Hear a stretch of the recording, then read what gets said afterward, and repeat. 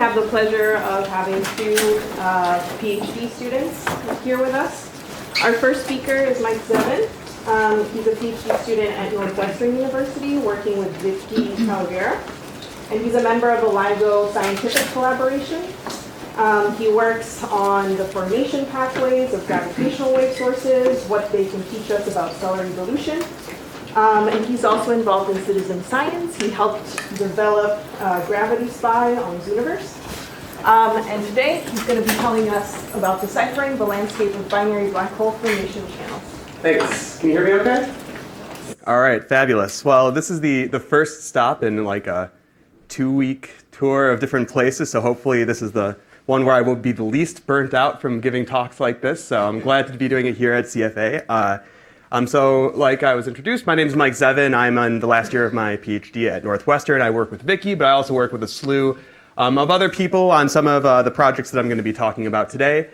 And I'm part of the LIGO scientific collaboration. Still, I haven't been scared away from it just yet. But maybe one of these days I'll finally jump ship. We'll see. But I'd be amiss without starting the talk by highlighting the discoveries that have been made by LIGO over the past 4 years. Of course, this is no news to anybody here. I'm starting with the first monumental discovery in September 2015. We've been lucky enough to have a deluge of more binary black holes over the course of the past few years in the first and the second observing run. And in this talk today, I'm really going to be focusing on these events. I would be probably kicked out of the collaboration if I didn't show a single picture of the binary neutron star merger. But like I said, today I'm going to be talking about what we can learn from the population of black holes that LIGO has detected now, and the ones that we're going to be able to see and collect in the future. I also do quite a bit of work on the progenitors of neutron stars in the context of host galaxy associations and our process enrichment. I'm going to be giving a talk on that in Lars's group meeting on Friday, so if people are interested in those topics, you can come check it out on Friday. But collectively, these discoveries have really unlocked so many mysteries already, starting to unlock these populations of binary black holes, giving us an independent method for constraining the Hubble constant, connecting kilonovae with binary neutron star mergers with gamma ray bursts. And at first, really one of the driving questions, in fact, just 4 years ago, really the driving question in this field was, how can we build the technologies and the methodologies to actually find these signals within the data and to make the first discovery? And over the course of just a few years, this has really shifted to trying to understand where and how the black holes that LIGO sees, where they formed in their host galaxies and what kind of evolutionary processes led to their particular formation. And this is particularly apparent when you look at the context of today. So O3A, for those of you that have been following, just ended a couple days ago at the beginning of October. So as I'm sure many people are aware, LIGO now releases some of our trigger information to the public. And in O3A, we have about 20 more high significant binary black hole events, the details of which will be coming out in publications in about a half a year. So throughout this talk, I'm just going to show a quick outline. I hate outlines. I don't know why. There's something that always bothered me about outlines, but I feel like I have to just to keep at least people aware of when they need to wake up or when they can fall asleep. But I'm going to start by quickly talking about the formation channels that have been proposed for these binary black holes that LIGO has discovered. Some of the discriminating features that we can see in the waveforms themselves to distinguish them between formation channels, particularly the spins, the masses, and possibly the eccentricities of the black holes that are merging. Talk about a little bit of work I did recently on eccentric mergers in dynamical environments like globular clusters, and ending with how we can actually use all these detections in a population to start to understand some of the intricacies of massive star binary evolution. So with these detections that we had, like I said, one of the driving questions now is, where did these binary black holes form and evolve and live their lives? So there are kind of two canonical ideas for how these binary black holes form and evolve. One is that they formed as a pair of isolated stars, so a massive binary star system that co-evolved together, but with little interaction with other stellar objects around it. And through those interactions formed a hardened binary of compact objects that could then go and merge within a Hubble time. And the other main scenario is through dynamical assembly in dense stellar environments. So as I'm sure most of us know, there's lots of space out there, and star-to-star interactions are pretty rare in the galactic suburbs like where we live in here in the Milky Way. But go to certain environments like globular clusters, and in the cores of these, you can have stellar densities that are about 1 million times denser than the environment here where we are, where the sun is in the Milky Way. But making this even more complicated, each one of these kind of canonical channels has a variety of subchannels underneath it that have their own kind of predictions of black hole properties. So in the isolated evolution scenario, you can have significant hardening through what we call a common envelope phase, so kind of the coevolution of a compact object in a stellar core through the envelope of an expanding star. You can have possibly stars that come through this chemically homogeneous evolution where you have mixing that keeps the stars kind of small in size and can have them stay very close together. And then on the dynamical side, you can have many different environments where these kind of dynamical assembly processes can occur. Globular clusters, nuclear clusters, and even young star clusters. Now adding even another layer of complexity to that, this is only a real kind of overview of the channels that are out there. There are plenty of other channels that people have proposed for forming the black holes that LIGO can detect, such as in AGN disks, in hierarchical triples, the evolution of hierarchical triples, which can explain pretty much everything if you turn your knobs exactly right, and even primordial black holes. So just quickly, I was going to overview the two main channels and how these kind of processes lead to a hardened binary black hole. So this is a long figure from one of Chris Belchinski's papers, who's done some modeling of binary stars evolving into these compact objects. And the typical scenario that you have is you have one star, the more massive star, first evolve, expand, and then collapse into a black hole. The important process in, obviously there's a lot of stuff that goes on in between, but really one of the important processes in here is this mysterious common envelope phase, this phase where the secondary star expands and envelops its core and its companion, the compact object companion, in this extended envelope.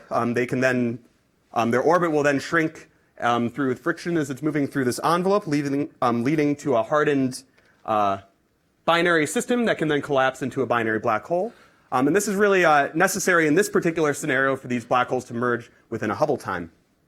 Now on the dynamical side of things, this looks quite a bit different because the black holes that come and form as the pair that merges as a LIGO source typically don't start in the same binary system that they end in.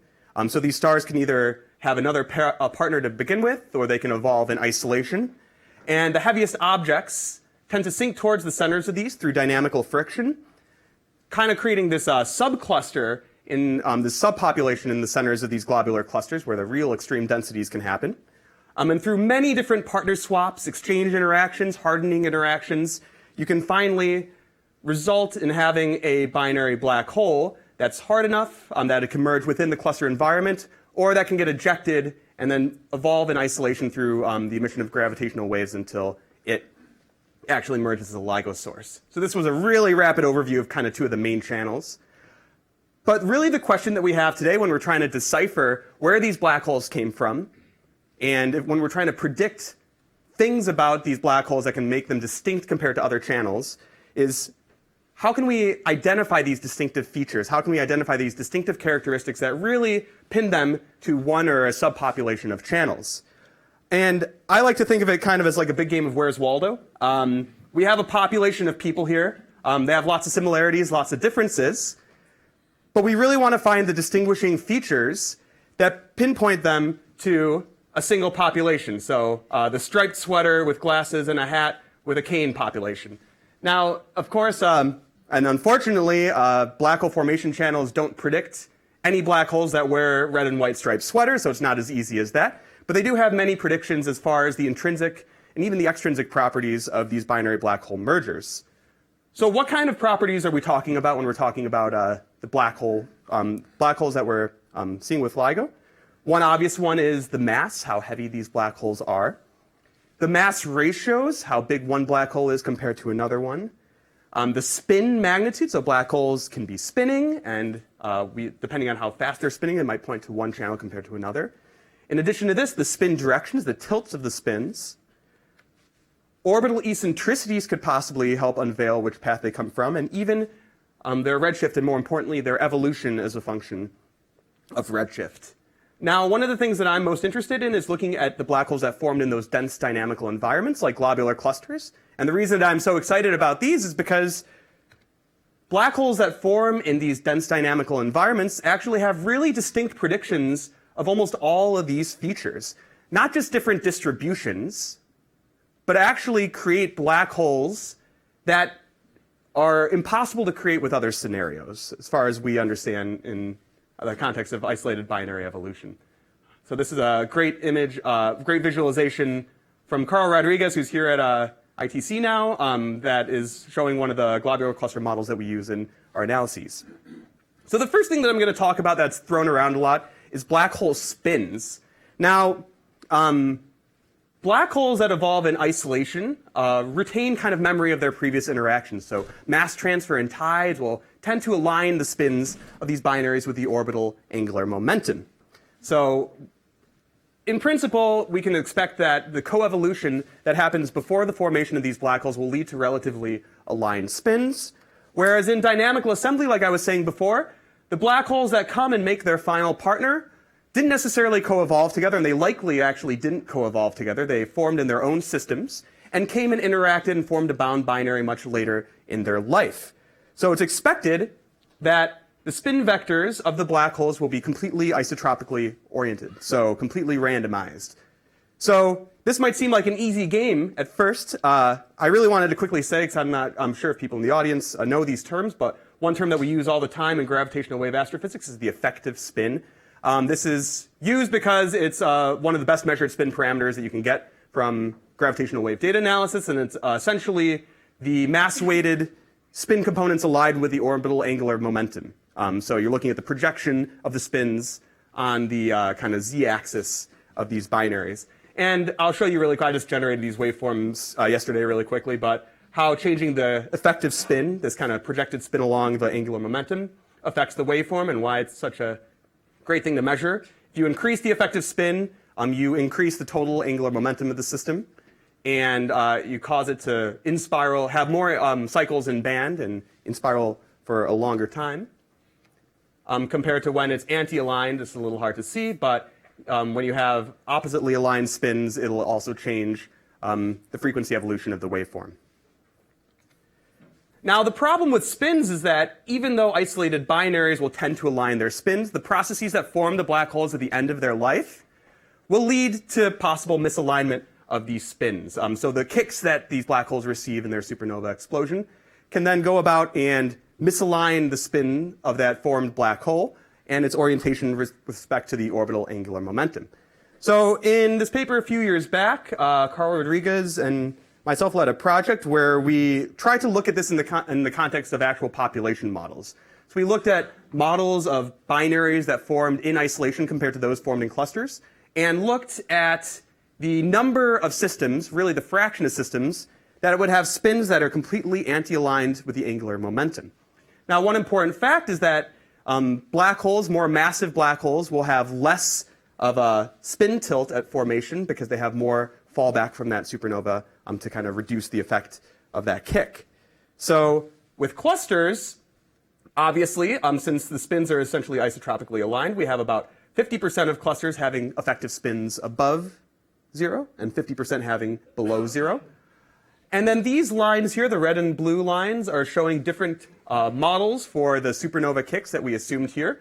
But this one right here is essentially the most unrealistic, I'd say. So they receive no fallback, and so these black holes essentially receive the same kicks that neutron stars would. And we see that as we increase the chirp mass, the fraction of systems that actually are able to have a negative effective spin severely decreases. And when you're at about the chirp masses of 150914, you see virtually no systems that are able to attain these negative effective spins.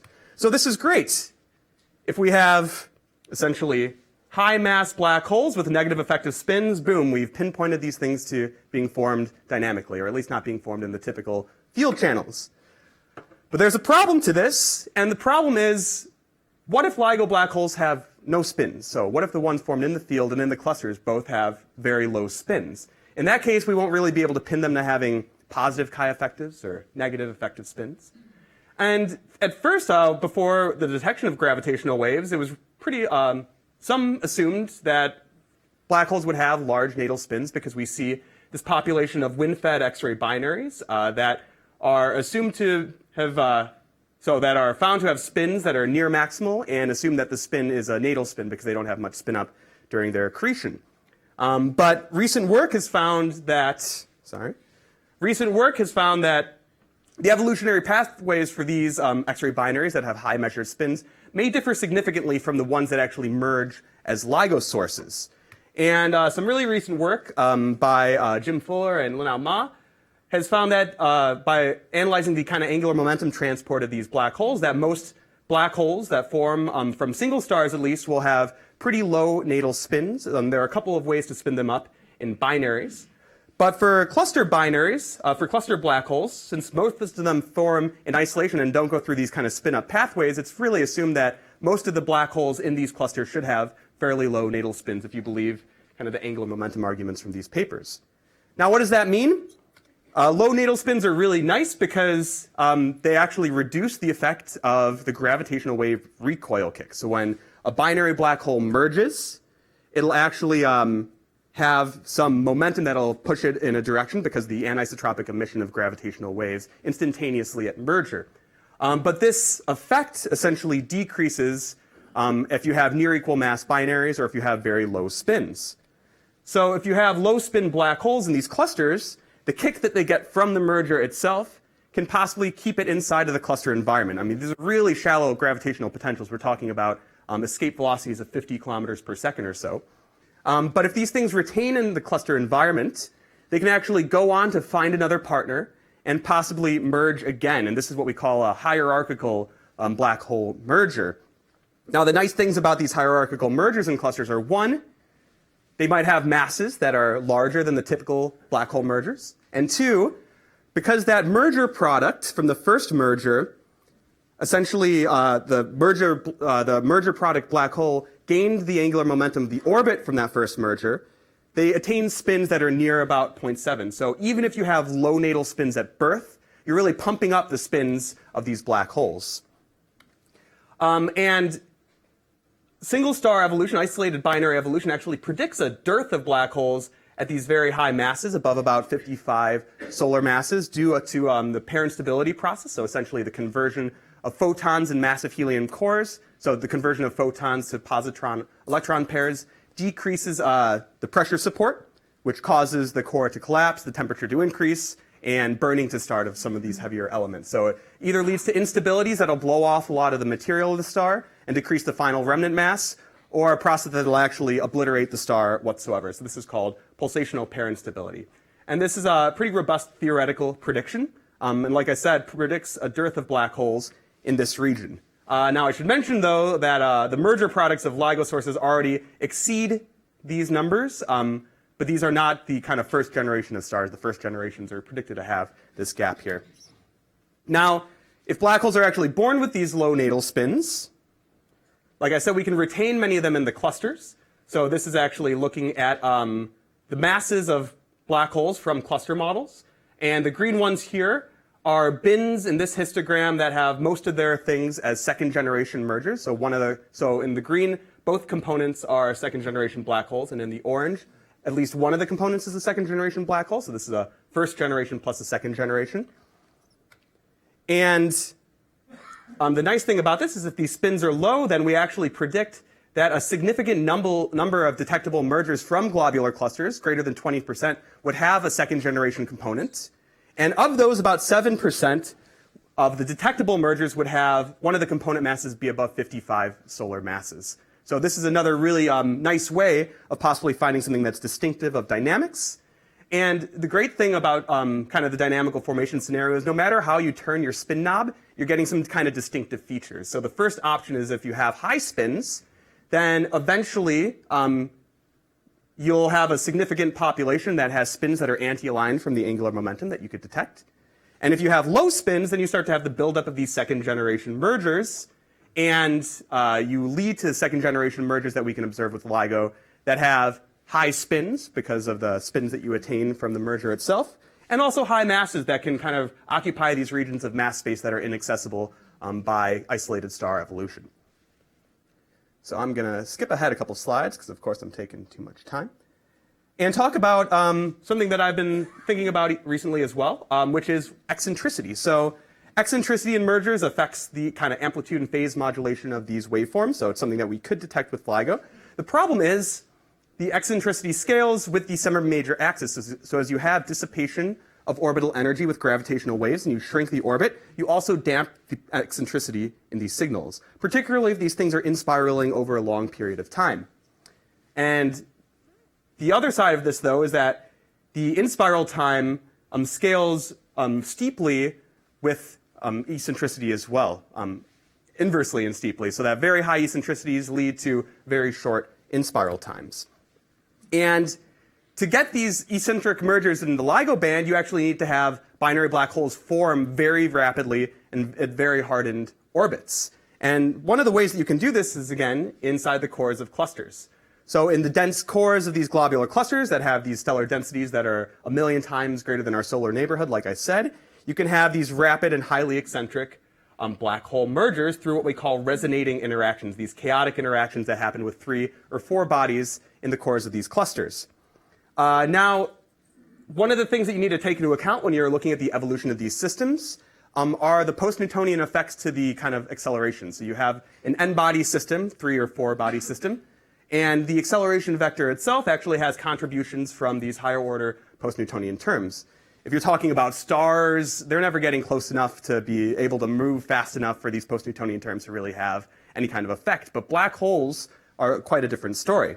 So in the Newtonian case, if we had 2 black holes on an eccentric orbit like this, they would kind of stay like that and nothing really would change. But when we add these kind of complicated terms to the acceleration vectors, we introduce the effect of periapse precession as well as the orbital decay from gravitational waves. So in this cute little point particle animation that I have now, when we include all these terms, you see the orbit precessing as well as the orbit shrinking until these 2 particles are driven to merger. Now, what does this look like in the context of some real black holes that are, well, real as in ones that we have in our models of these dynamical environments? This right here is actually going to be looking at the interaction between 2 binary black holes. So these are 4 black holes here that are going to evolve chaotically once they encounter. So they start as 2 isolated bound systems and come together. Now, in this particular case, one of the 3 particles is quickly ejected, leaving a hardened 3-body system that's continuing to evolve chaotically, and we're following the center of mass of these 3 particles now. We see through that the system kind of progresses through many different partner swaps and generates many metastable binaries, each of which draws its eccentricity from a quasi-thermal distribution. Now, if only Newtonian gravity is accounted for, this would keep going until one of these things gets ejected. But when we include these post-Newtonian terms in the dissipation of gravitational waves, we can eventually draw a highly eccentric binary in one of these temporary metastable binaries that will lead to a rapid gravitational wave in spiral and merger. So we're going to now zoom in and slow down time looking at that, that intermediate state binary right there and watch it as it quickly, over the course of hours in this case, in spirals and merges. I know, it's fun to watch these. They would make good screensavers, I think, if I sold them as, I don't know if people use screensavers anymore, but. So what does this mean in the context of eccentric mergers in the LIGO band? From these, from globular cluster interactions, you essentially get 3 different populations of gravitational waves that can be discriminated by their eccentricity and their in-spiral time. So ejected mergers are ones that essentially get kicked out of the cluster and evolve in isolation. So they just in-spiral due to gravitational waves alone. In-cluster mergers are ones that leave one of these strong encounters in such a hardened state, an eccentric state, that even though they're an isolated binary within the cluster, they merge before their next encounter. So they effectively merge inside of the cluster. They have more moderate in-spiral times. And the shortest in-spiral times are these gravitational wave captures. And these are the ones like what I just showed, the ones that actually merge during these resonating encounters themselves. And we can see that they map to 3 really distinctive eccentricity distributions. Some of the ones from gravitational captures can even have a peak in the eccentricity distribution near an eccentricity of 1. And the way to interpret this is these are ones that actually form inside of the LIGO band. So they're ones that get formed and captured within the LIGO band itself. Now, if we take the eccentricity that might be measurable by LIGO, which is, from some studies, is taken to be about 0.05, we find that there's a significant population of the gravitational wave captures that may actually have eccentricities that are measurable by LIGO and distinguishable from a circular counterpart. Now, these other two populations are really out of the reach as far as their eccentricities go in LIGO, but for lower frequency gravitational wave detectors, we can actually start to pick out some of the contributions from these as well. So this is looking at a reference frequency of 0.01 hertz compared to the 10 hertz reference frequency from LIGO. And just in my last slide, I'm going to say that some recent studies have come out and have actually put constraints on the upper limit of the eccentricity for the 10 sources in GWTC1. And so far, none of them show signs of eccentricity. But that's really not in tension at all with the predictions from these globular cluster modelings, because we predict that about 5% of the sources from globular clusters would have this, and globular clusters we know can't make up the total population of binary black holes as is. But the really great thing is if we measure a single eccentric source like this, then we will be able to actually constrain the total fraction of binary black holes that comes from globular clusters, because this 5 to 10% prediction of eccentric mergers and clusters is a fairly robust prediction. So I had a bunch more slides about what we can do with populations in some of my more recent work of trying to constrain binary evolution as well as constraining formation channels by using Bayesian hierarchical inference and using these population of gravitational wave detections. But unfortunately, for the sake of time, I won't get to that. If you're interested in hearing more about that, I'm here till Friday, so you can come and chat with me about that as well. So with that, I'll just leave up my conclusions. And thanks for your attention, and I'm happy to take questions.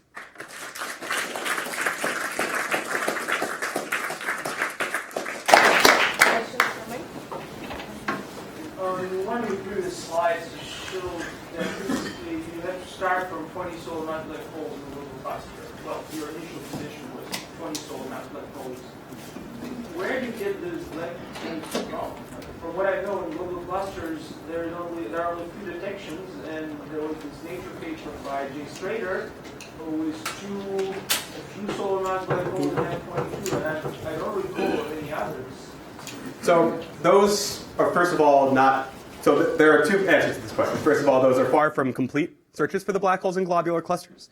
But really, the answer is that black holes evolve first in these globular clusters. They're the first things to dynamically segregate to the cores of these clusters. So they're dynamically processed quicker and earlier in the histories of these clusters that are about 10 gigayears old, and can lead to their ejection from the clusters pretty readily. So these are the things that are actually in that very dense environment that can go through these interactions and eject them from the clusters. So there are two kind of general types of clusters based on their global properties, so core collapsed and non-core collapsed clusters. And the idea is that these core collapsed clusters are ones that have efficiently removed most of their black holes, because these black holes heat the cores of these clusters. And when their core collapse, it means that the other stars in the cluster were able to kind of sink and segregate. So there's evidence of some black holes that are still inside of these clusters, but the general idea and what we see in modeling as well is that these black holes typically will get ejected from at least the most kind of densely compact globular clusters. So we wouldn't expect to see those core collapse clusters with many black holes anymore. Yeah, so if we find a black hole in the upper mass gap that you talked about earlier, is there a good way to know whether or not something's wrong with our picture of pulsational pair instability, or if it's a second generation merger? So I would say that I'm not an expert in this, but I think if you ask the experts in this, they'd say that the predictions of pulsational pair instability, at least the process happening itself, are fairly robust. The location of where that gap is varies quite a bit, especially when you throw binary evolution into the mix. But if you see something at 80 or 90 solar masses, I think that would be really, really difficult to explain no matter how you turn your knobs of the pair instability process. Now, one thing to keep in mind, though, is that even if you see a very massive black hole, it's important to think about it in the context of the events that we have so far. So when you actually perform a proper Bayesian analysis on the masses of these black holes, really the way that you want to do it is by taking into account the population that we've observed so far. So this kind of goes with the extraordinary claims require extraordinary evidence. So even if something looks like it's in that gap possibly. When you essentially slap on a population prior, it might bring the mass of it down significantly. So doing that fully and correctly is something that's important to keep in mind when you're looking for these second generation objects. Okay, we should move on to the next talk. But Mike is around, as he mentioned, till Friday, so if you want to talk to him, sign up on his page.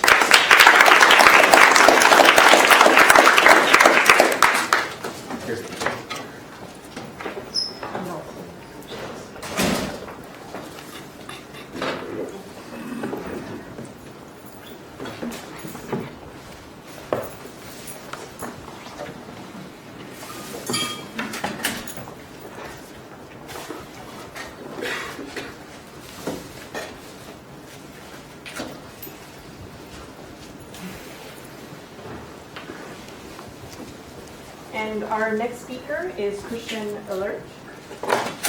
He's visiting us from AIP Potsdam, where he is a graduate student.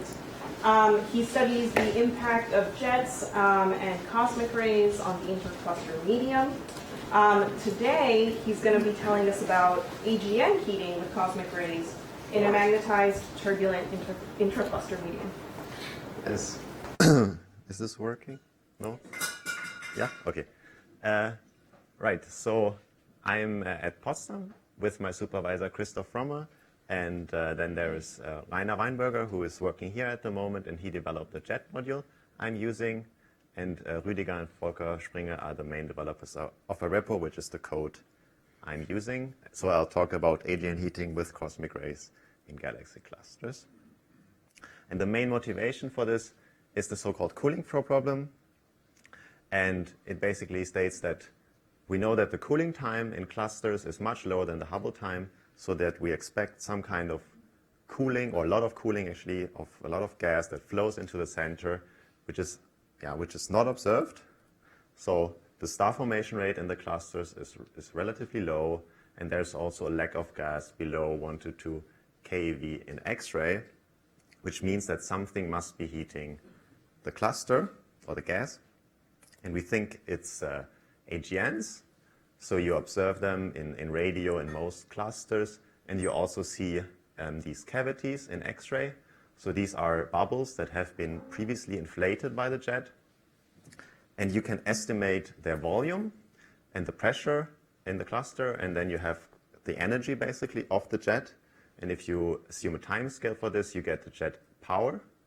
And if you plot this against the cooling luminosity in the cluster, you get this plot, and it shows you that all the points lie above the line of unity. So it means basically the jet energy is sufficient to heat the cluster. So that's the main evidence why, the AGNs heat the cluster. But the question remains how they are heated. Okay, so we know that the energy source itself is the release of non-gravitational energy due to accretion on the black hole and its spin. And we also want it to be self-regulating. So we need a self-regulated heating mechanism because we don't really observe any overcooling in any cluster. And then we know that, of course, the jet interacts with the cluster medium. So it should steer turbulence and sound waves, which might be part of the solution. And we also see, or one problem, let's say, is that the bubbles are quite stable. So they are quite well-rounded, nicely shaped. And that's actually kind of a problem because there are a lot of instabilities going on, disrupting them early. And now the idea for my project, or a general idea, let's say, is that the jet accelerates cosmic rays, and those are then released from the bubble. And through some plasma instability, they can maybe heat the cluster. Okay, but why do we think that there are any cosmic rays at all in these lobes? So if we sum up the energy of cosmic ray electrons and a magnetic field, they only account for like 5 to 10% of the pressure. So there are probably protons inside the lobes. And then there is clearly particle acceleration going on, at least for electrons, because you see these hotspots, so very bright emission regions in jets where they're observed in radio, optical, and even X-ray. So there are probably shocks which accelerate the electrons, and you can clearly see them. And then also if you run relativistic jet simulations, you have these internal shocks. So, and they are like the perfect site for particle acceleration. And if they accelerate electrons, why not protons, basically? So we can say that there is probably a significant cosmic ray proton population. Okay, now briefly, so what is this plasma instability that we need to heat the cluster actually? It's the streaming instability. So cosmic rays should excite Alfvén waves, so magnetic fluctuations on which they scatter themselves. And this scattering actually confines them to move at the Alfvén speed, so much smaller velocity than the speed of light, down their pressure gradient. And the most important effect here is that these waves are actually damped by the gas itself, and this is an effective transfer of cosmic ray energy to thermal energy via the so-called Alfvén wave damping, okay? And this is proportional to the Alfvén velocity times the cosmic ray pressure gradient. And this idea was then followed up by my supervisor and a master student, and they were studying a large sample of 40 cool core clusters. And what they did is they were looking for spherically symmetric steady-state solutions where cosmic ray heating would balance cooling. And they found them in their clusters. And I show you now their density profiles here in red, and they match the data, observational data in black quite well. The same is true for the temperature. So you see here the models are in agreement with observations. And what they got from these models is the cooling and the heating rate that is required to have a balance between the two. So this is Perseus, for example, and here, so you want to match the cooling curve from the X-ray cooling curve here in blue, and they do this in their model with cosmic ray heating in the center, and then conduction takes over at larger radii. So you want the cosmic rays, of course, in the center where you have the HEA and so on. However, these are like effectively 1D models, so it's not really clear how the cosmic rays distribute in the cluster. If you have a more realistic jet, how would they come out? How would they distribute? So that was my project, and I am running 3D MHD simulations where we self-consistently inflate the bubbles with our jet in a turbulent magnetized cluster. And during the talk, I want to focus on the cosmic ray heating, and then I did a small parameter study for the jet energy, luminosity, and lifetime. And lastly, the Z signal of AGN bubbles has been observed, and we did some modeling with our simulations and saw how the assumptions of the observers might be problematic or actually are quite nice in many cases. But let's go to the simulations. So like I said, we are using a repo, a moving mesh code. We have an idealized setup where we have an NFW cluster potential, and I introduced an external turbulent magnetic field for a more realistic environment. The jet module itself is, so we have two jet regions close to the black hole. They are set up in low density, and you pump a lot of kinetic energy into them, and that's how you push them outwards and get your jets, basically. The acceleration of cosmic rays should happen in internal shocks, which we unfortunately don't resolve, so we have to convert them. We have to convert thermal energy directly to cosmic ray energy, and then we emulate streaming by letting cosmic rays diffuse along the magnetic field lines, and then we have the Alfvén cooling term, which converts cosmic ray energy to thermal energy. Okay, so let's look at a simulation. So here on the left, you have the density, then you have the cosmic ray energy density in the magnetic field. Okay, let's start again. And what you see is that the jet inflates the bubbles, or the bubble rises up and is disrupted by the wake, basically. So gas is coming from below the jet, pushing upwards and disrupting the whole bubble. And this wake is actually also interesting for the magnetic fields, because it compresses the magnetic fields in the wake region. It stretches them, compresses them, so it makes them quite strong aligned with the jet direction, and this is where the cosmic rays escape and go into the cluster center. They cannot escape on the top because magnetic field lines, let's do it again, are draping or are like confining the bubble here, so they cannot escape there, but this is actually helping the bubbles stabilize. So if you run the same simulation without magnetic fields, then they would get disrupted a bit earlier. Okay, but let's now come to the heating rate. So like I said, we wanted to see if this red heating rate makes any sense in a like realistic or more realistic 3D case. And what we find is that a single jet injection at 20 megayears fits the predictions quite well. So the cosmic rays are distributing isotropically in the center and able to heat at a sufficient rate the cluster. For later times, of course, the energy will be used up of the cosmic rays, so you'll also expect another cycle of HN feedback, another jet that's injected and replenishing the reservoir of cosmic rays.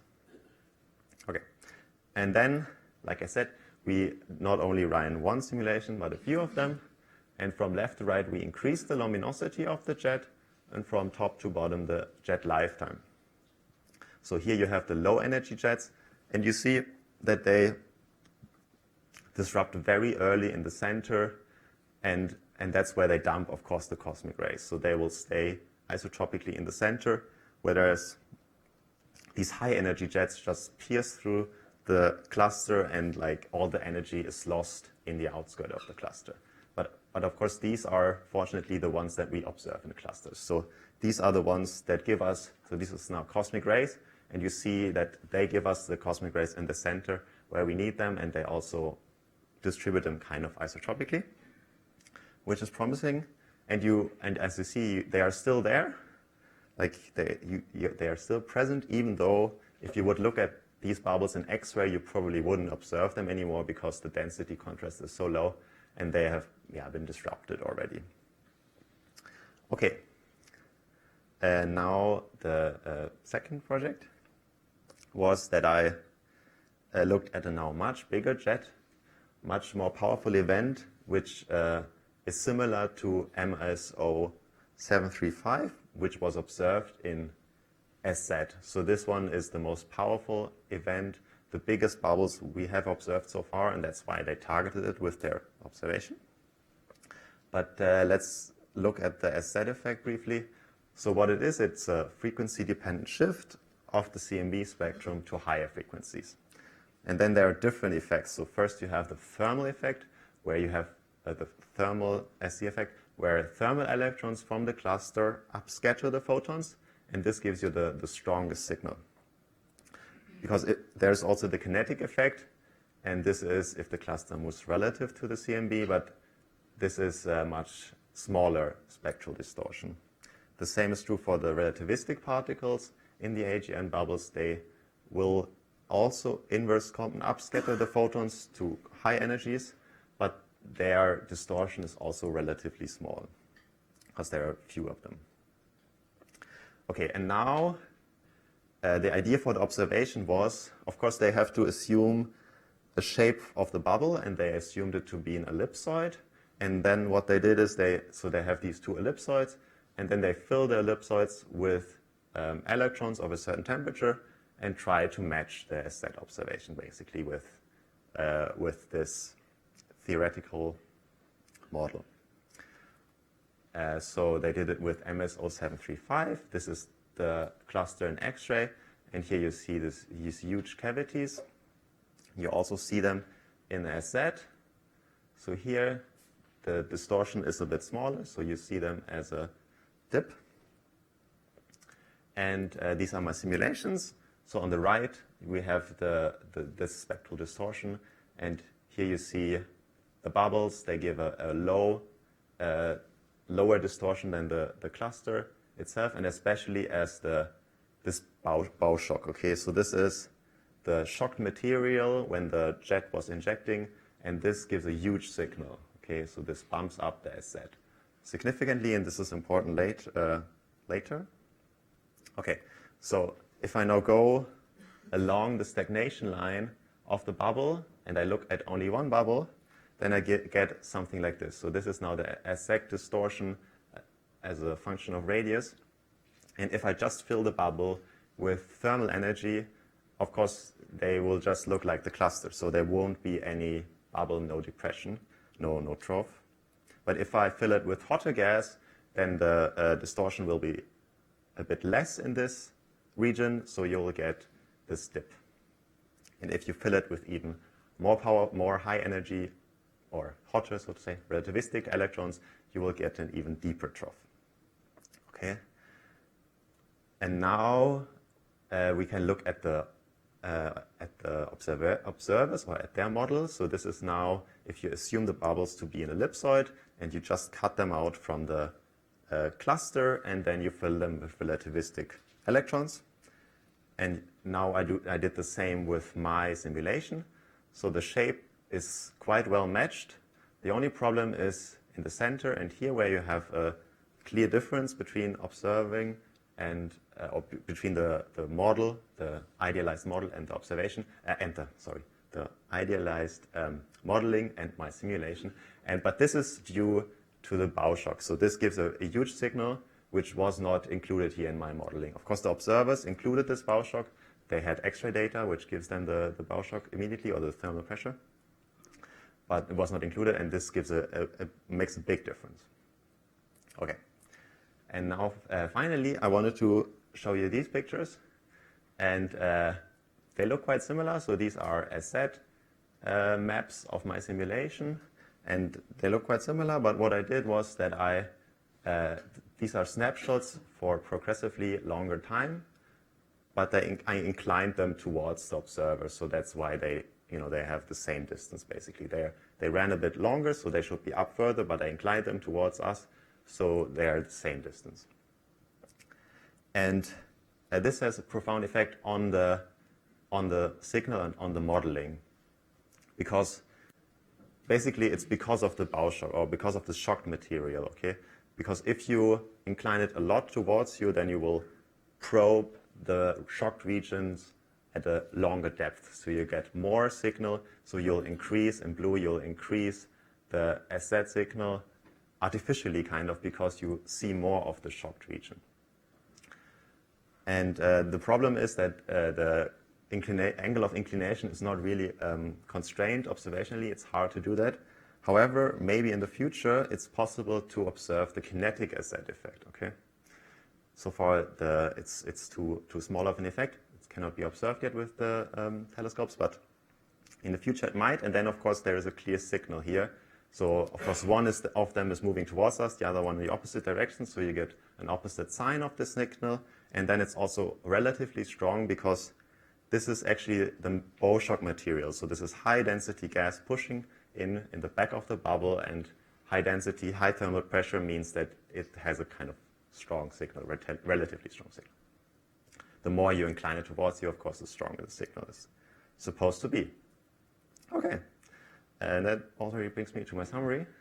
So I hope I can, convince you, or maybe let you think about that cosmic ray heating might balance cooling in cluster centers, at least for our first simulations. It seems quite promising. Then the magnetic draping on the top of the bubble helps bubbles, cosmic rays, to be confined inside the bubble. They cannot go out above the bubble, and it also helps stabilizing the bubble. In the back, because of the wake, you compress the field lines and you stretch them, so you have very high magnetic fields, which lets the cosmic rays escape. And then for my last point, it's the SZ modeling. So if you assume an ellipsoidal model, that's perfectly fine. However, you should definitely include the shock cocoon, and the jet inclination shouldn't be too low. And also, if the bubble is quite old, then you will have a lot of cluster gas, so a lot of high density gas, and you won't really probe anymore the initial component or initial filling of the bubble, what you really wanted to do, which is the thing you really wanted to do. So that's also a problem. Okay, and then in the future, of course, so far we don't have cooling accretion. We want to do that later or now and see if we get the self-regulated evolution, which is the one you really want to to see. And then later on, we would like to do cosmological simulations to have a more realistic environment. Okay, thank you very much for your attention.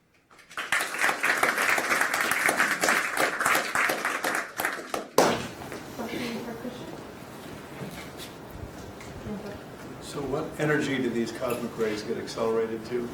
What sort of spectrum are we finding or assuming? I mean, the most relevant to us are the GeV protons. So these are the energies that we expect in this case. They're only monoenergetic cosmic rays, but the ones that are the most important ones are the ones that give you the most pressure or the highest pressure, and these are the GeV protons. So not up to higher energy? No, you don't need those. Obviously, there's no evidence for that. No, that's true. No, you don't need those. That's true. No, you don't need those. Yeah, there are models where MHD turbulence in that nose region where the jet is brushing up against the ambient can make that nose a very efficient accelerator of at least a very high energy cosmic rays.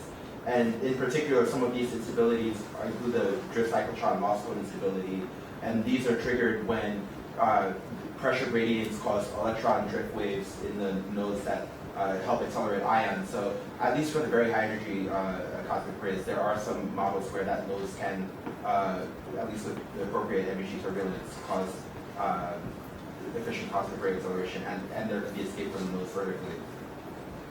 Yeah, so then the lower energy ones are probably accelerated even more efficiently, right? Or should be accelerated as well. And this is what we need basically only. So yeah.